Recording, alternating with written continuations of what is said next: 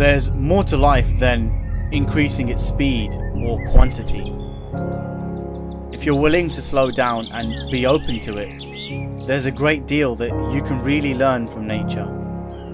The lessons are all around us, and they're not just reserved for the special, privileged few.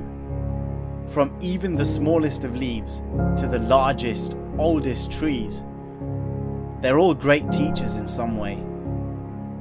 We talk about change as if it's always coming from outside, as if it's always dependent on something external. If only I had more money, more resources. The time isn't right. I'm not ready yet. But all of these things, they focus on external things, external reasons why change isn't possible. The focus is on the outside.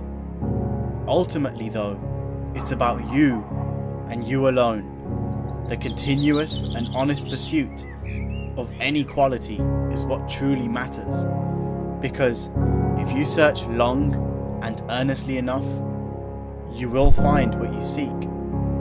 Just like the roots of a tree, burrowing deep into the darkness of the soil to find nutrition and water.